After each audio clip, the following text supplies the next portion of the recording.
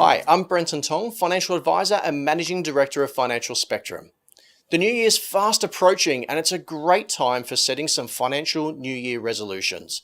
Perhaps you want to save money, pay off your debt, buy your first house, or simply tidy up loose ends like wills, super, or insurance.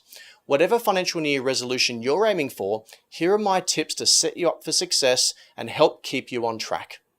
First up, identify your goals. After all, if you don't know what you're aiming for, how are you going to be able to achieve it? Your goal could be saving for a holiday or a car or a house, or it could be paying off your debts. Whatever it is, make sure your goal is realistic. If you can't realistically achieve your goal in 2019, break it down.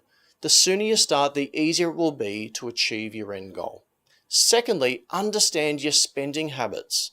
Understanding your habits is a key to changing them. Start evaluating how you spend your money so you can see where you're overspending and identify areas where savings could be made.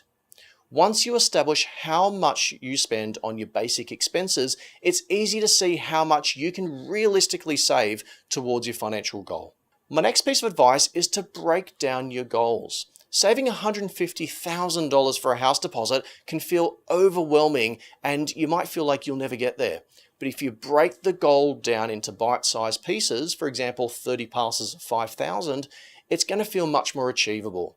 You're also more likely to get there faster as you'll pay more attention to the smaller changes you could be making to reach it, and you'll be continually motivated as you achieve each milestone. My fourth piece of advice is to think outside the box.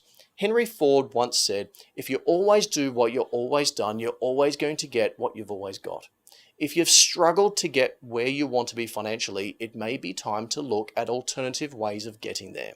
Simply trying harder isn't always going to work. Instead, consider cutting your expenses, giving up things like morning coffee, taking lunch from home, or get rid of your car and ride a bike. You may want to look at renting your room out on Airbnb or using your skills to pick up part-time consulting work. You might even consider getting a higher paying job.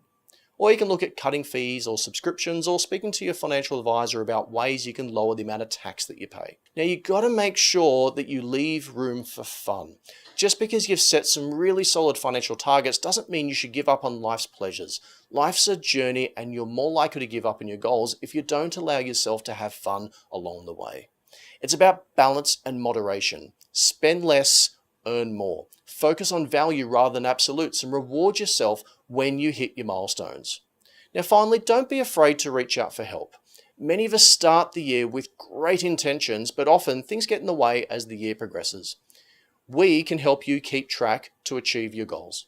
Once your strategy is in place, we'll help you to keep accountable and ensure that you're hitting your milestones and helping you overcome all the challenges that come up along the way.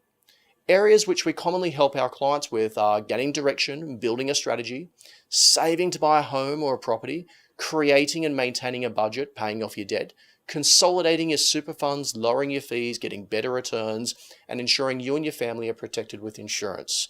We also look at things like wills and estate plans, which is the stuff that you never think of. Now, if you'd like more help in getting on top of your finances in 2019, get in touch with the team at financialspectrum.com.au. Thanks for watching, and I'll see you next time.